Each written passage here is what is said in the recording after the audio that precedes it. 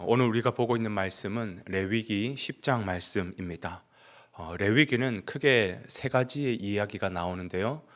제사법, 정결법, 절기법 이렇게 세 가지 이야기가 나오는 가운데 특별히 오늘 우리가 보고 있는 본문은 첫 번째 제사법의 제일 마지막 부분에 해당하는 본문 내용입니다.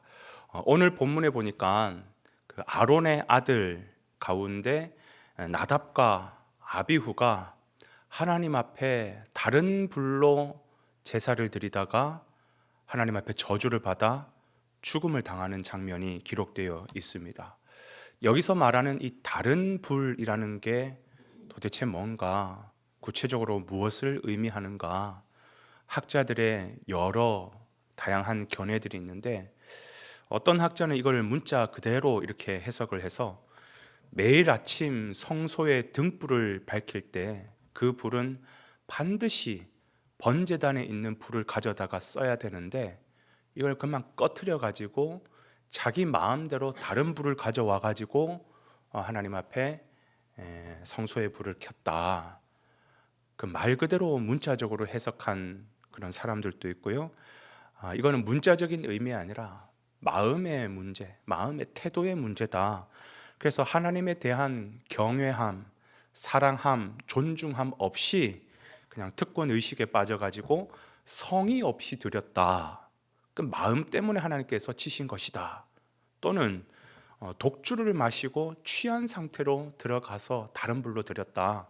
이런 해석을 할 수도 있는 것입니다. 왜냐하면 그 뒤에 보면 9절, 11절 이렇게 보면 오늘 이 사건에 바로 이어서 하나님께서 이런 말씀을 하시거든요. 너희는 회막에 들어갈 때 절대로 독주를 마시지 말라. 그래서 독주를 먹고 들어가서 죽음을 당한 게 아닌가, 그렇게 유추를 할 수도 있겠죠. 아무튼 이게 뭐가 되었건 중요한 것은 뭐냐면 지금까지 하나님께서 제사의 방법들을 다 하나하나 알려주셨는데 다른 불을 가져다가 드렸다라는 것은 뭘 말하냐? 하나님을 업신여기고 있다라는 거예요. 하나님을 사랑하지 않는 거예요. 하나님과 만날 마음이 없는 것입니다. 교제할 마음이 없는 것입니다. 여러분, 하나님은 지금까지 1장부터 10장까지 쭉 제사를 어떻게 드려야 되는지 제사법에 대해서 하나하나 소상하게 다 알려주셨어요. 여러분, 제사가 뭡니까? 하나님을 만날 수 있는 자리예요. 그 위대하신 하나님, 천지의 대주제이신 하나님, 그러나 우리의 죄로 말미암아 우리를 떠나셨던 그 하나님께서 친히 우리와 만나기 위하여서 은혜의 자리를 마련하신 곳, 그게 바로 제사를 드리는 자리라는 것이에요. 여러분, 한번 생각해 보세요. 정말 사랑하는 애인이 오랜만에 만나게 됐어요. 그래서 전화통화하면서 만나자, 오늘 오전 10시에 군자역 7번 출구에서 만나자. 그러면 그 시간에 그 장소로 찾아가면 만날 수 있는 거예요. 그런데 내가 우리 집은 건대랑 더 가까운데 건대역에서 만나지. 그래서 10시도 아니고 저녁 6시에 건대역에 1번 출구에 나가 있으면 만날 수 있습니까? 못 만나는 거잖아요. 이건 뭘 말하는 거냐? 이건 애인을 사랑하지 않는 거예요. 만날 마음조차가 없다라는 것입니다. 애인을 무시하는 거예요. 마찬가지라는 겁니다. 하나님께서 지금까지 내가 너와 만날 수 있는 방법을 하나하나 알려줬으면 그 말씀대로 가면 하나님을 만날 수 있는 거예요. 그런데 그러지 않고 내 마음대로 다른 불을 들였다? 이거는 하나님을 만날 의사가 없는 것입니다. 의사가 없는 정도가 아니라 하나님을 사랑하지 않는 것이고 마치 하나님을 무시하는 것이고 업신여기는 것 같이 느껴지지 않습니까? 그런 거예요. 여러분, 우리가 우리의 잃었던 모든 것을 다시 회복할 수 있는 비결은 다른 것 없습니다. 하나님께서 우리에게 주신 그 말씀대로 그 말씀 붙잡고 순종하며 나아가면 우리는 모든 회복을 누릴 수 있는 것이에요. 말씀에는 하나님의 생각이 담겨 있는 것입니다. 그 하나님의 생각이 뭡니까? 예레미야서 29장 11절에 보니까 너희를 향한 나의 생각은 재앙이 아니요 평강이라고 말씀하고 계세요. 평강이에요.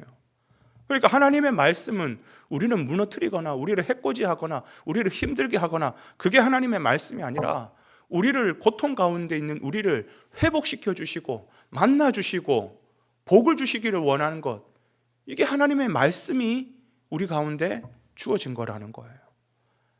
사실 우리의 힘으로 우리의 처지를 극복할 수 있는 사람은 아무도 없습니다. 우리는 그야말로 죄 가운데 태어나서 죄와 함께 엉켜 살다가 그 죄와 함께 심판을 받아 영원히 죽을 수밖에 없는 그런 운명을 갖고 살아가는 사람들이라는 것입니다.